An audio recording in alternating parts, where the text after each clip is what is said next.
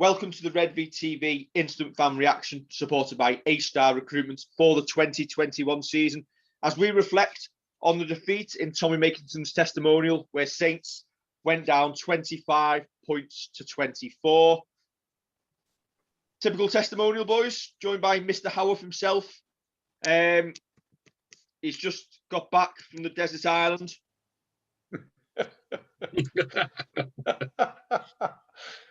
It's not that bad. It's not that bad, surely to God. Jesus. But yeah, Mr. Howarth, you're on Tommy's testimonial committee. Obviously, they'll still be looking at the figures coming in for the amount of people who are watching on the R-League app, but I believe it's gone pretty well. Yeah, I mean, I think from the figures that we've been given, and I don't want to reveal them because I think that's only right that maybe Tommy that does that on the committee's behalf. But the numbers I heard last night were the record that our league has ever had for a streaming live game. So in terms of that, from his opening gambit as a testimonial event, it's fantastic. So on behalf of the committee, all I can say is thanks to every Saints fan who's tuned in, and Leigh fans as well, and to be fair, every other rugby league fan as well who might have purchased it as well. It's been a great exercise, and it's a great start to his testimonial. In terms of the game, yeah, disappointing that we've got beat, but it's a testimonial game. It's not the end of the world. Yeah, I'd like to say a special thanks to Everton for conceding 2 zingers in the first 25 minutes, just to ensure that I could keep a full eye on the testimonial. I would like to thank Burnley Football Club for making my Saturday evening. Same. Kev there with the football equivalent of a Wigan Norweb shirt. It's the first one I could find. Shows how long I've supported Burnley as well. Yeah. I can never There we go. Obviously, testimonial. The first team were out in the first half. I got the impression James Child was basically zinging us. Well, probably both sides, zinging us for everything in the first 20-25 minutes in terms of discipline. And is that maybe what both squads need ahead of the season? Obviously, so they know what they can do, what they can get away with, what's going to be enforced and what's not. Or is it just a little bit of rustiness on both sides? Probably a bit of rustiness, I'd say. That's it. In a game like that, you're not going to get us clicking, unfortunately, as with the conditions and everything. Yeah, I don't think it's just in pinging us at all. I do think that those rules of playing the ball will disappear halfway through the season with no fanfare whatsoever. But yeah, I think our discipline, especially being offside so often, the commentators were saying it was a sign of eagerness. I just think it's lazy not getting back on side. I think Kev's right to a great extent. We seem to get pinged, rapidly throughout the game, and it sort of, again, I know it's only for anybody, hark back to sort of pre-COVID, if I'm being honest, when we just seem to get pinged for a lot of soft penalties more than anything. Offside line on things like that, and it's a trial game, and we'll learn from it. All that matters properly is 2 weeks time against Salford, and let's cut those errors out. Let's cut those pens out. I'm sure we'll be fine for it. We're better for the run out. And at the end of the day, you look at it, we've given 26 players a run out, and we've not had like half a dozen of the first team squad who will be starting 13 not involved today. So let's look at it with a little bit of sort of not rose-tinted specs. I'm sure we all won't. But we've scored tries, but again, testimonials, team changes every 5-10 minutes. So I think it's probably Theo played the fullet from memory. Yeah, but I think I think Theo went off for a bit, didn't he? But you're right. I mean, against the first team in the first half, we win 18-6.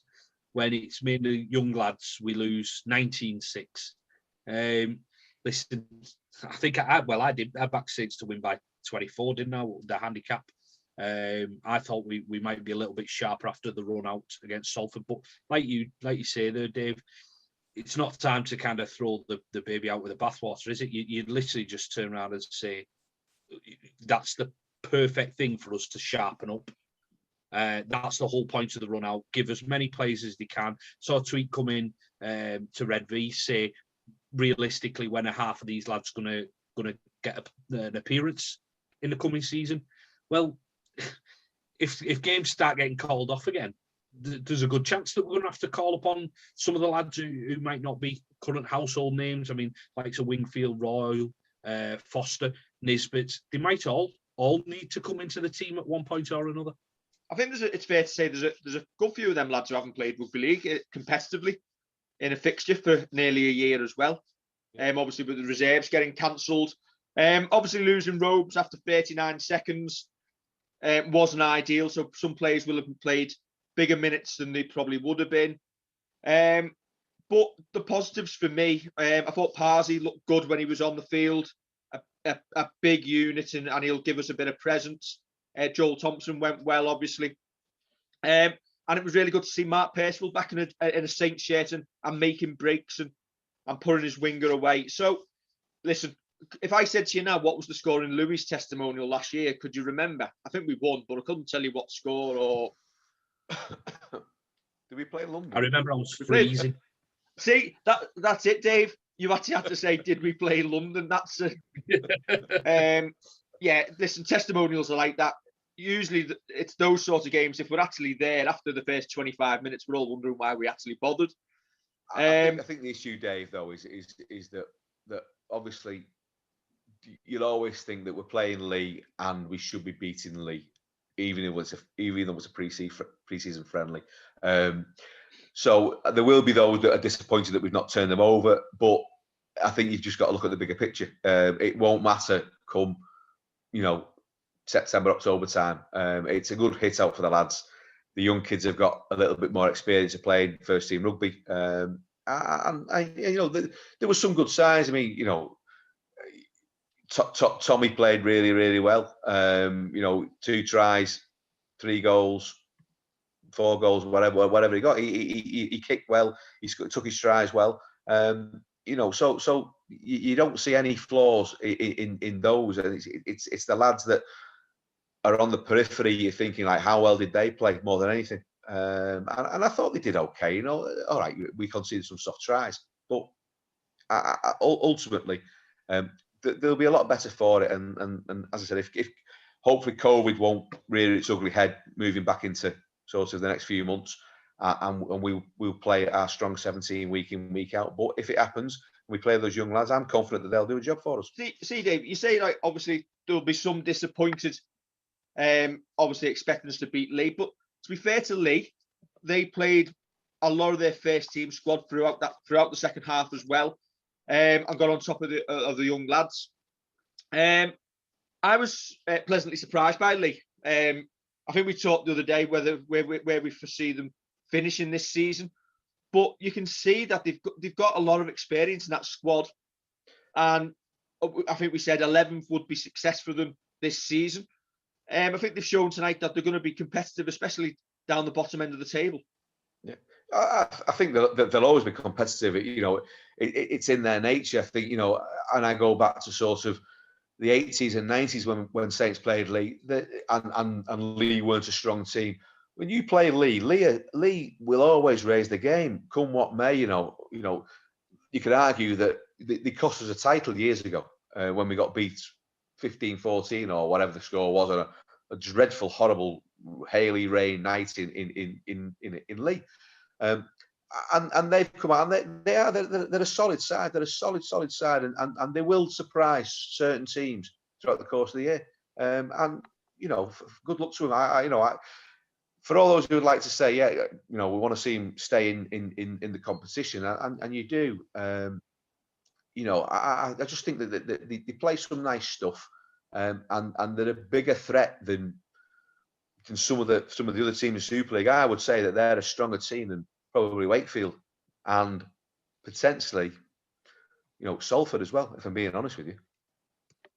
Well, I think I said in the preview show that I'm quite happy to be proved wrong that Leigh won't finish last.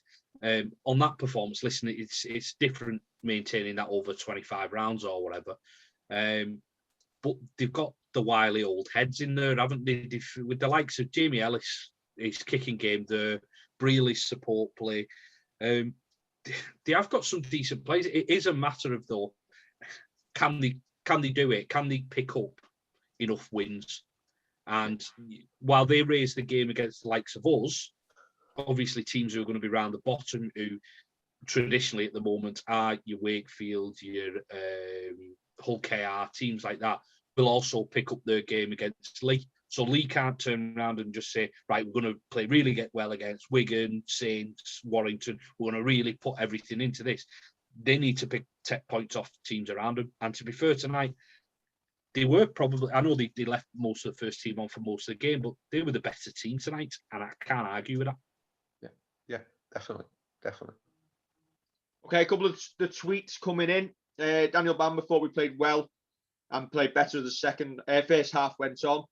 Newcomers showed well. Second half was the kids' turn and they struggled, but there's no shame in that.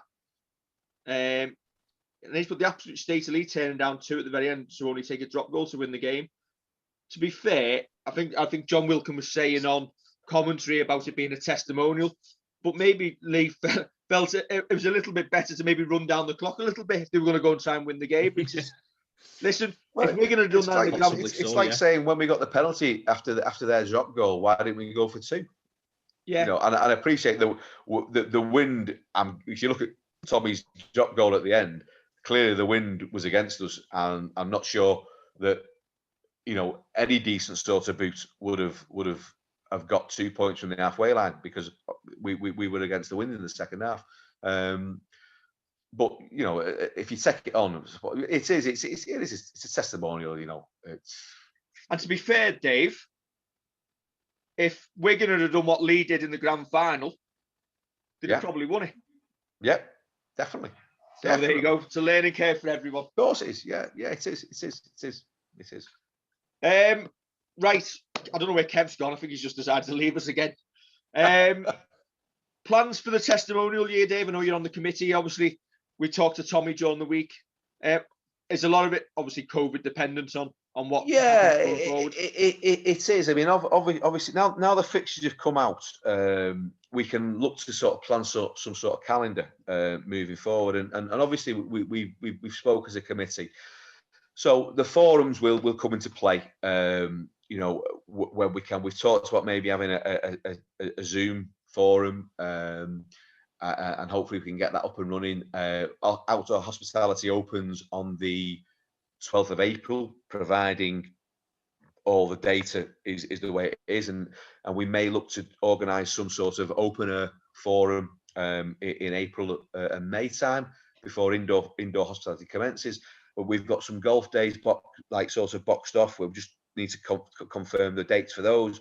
Again, some black tie dinners. One thing that we're hoping to do, which is sort of provisionally booked at the moment, will be a World Cup final barge trip on the 27th of November, whereby we will sort of have a little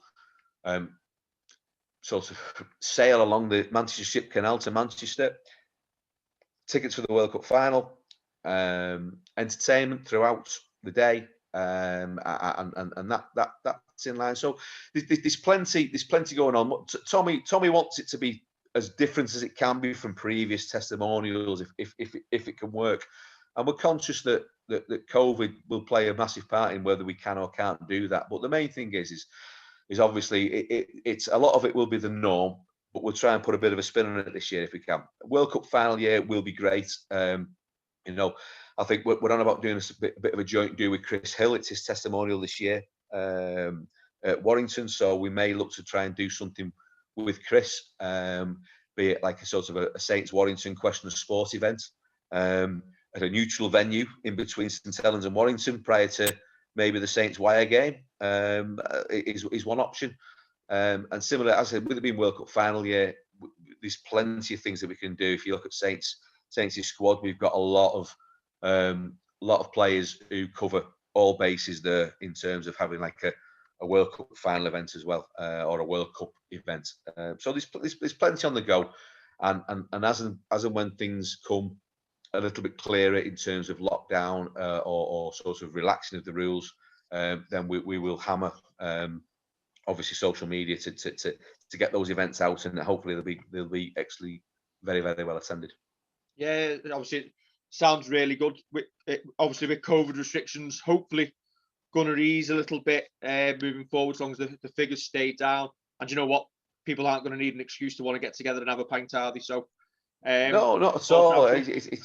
We can only just keep our fingers crossed, keep praying that sort of come, like let's look at the 21st of June that says, you know, everything is back to normal, and we can plan for Tommy's testimonial dates from there and in, and as fans as well, we can get back into stadiums. That's the main thing for all of us, I'm sure.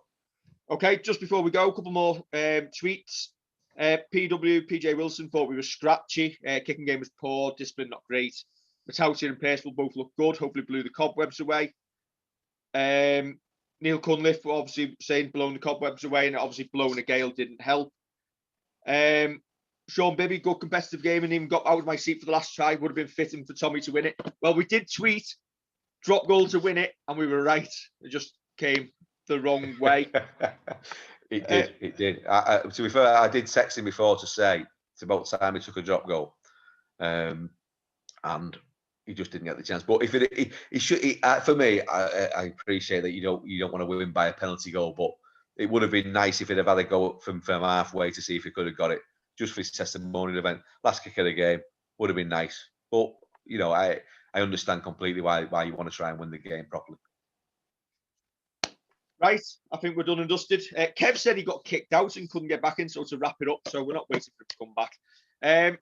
Dave, thanks for joining us. Obviously, we'll keep you involved during the year. You're the top man on the listen, as I said, Cunningham, we know the script with Cunningham. Like, make sure, just make sure that you know you're 1 and 2 on me and that Neanderthal. Oh, we know who the king is. Don't worry. The only disappointment tonight is, Dave, if we'd have got Kev on, we'd have found out what he thought about the A and B runners. So, and we'd have also could have asked him about what happened at Castleford last year if it's never been published before. It hasn't. We will get to that at some point. We'll get to that truth at some point. Right. Thanks very much for joining us. Don't forget to like, share, and subscribe, and we will catch you in the next week or so for another episode of Redvee as we ramp up towards the opening game of the season on the 26th of March against Salford. Take it easy and have a good weekend.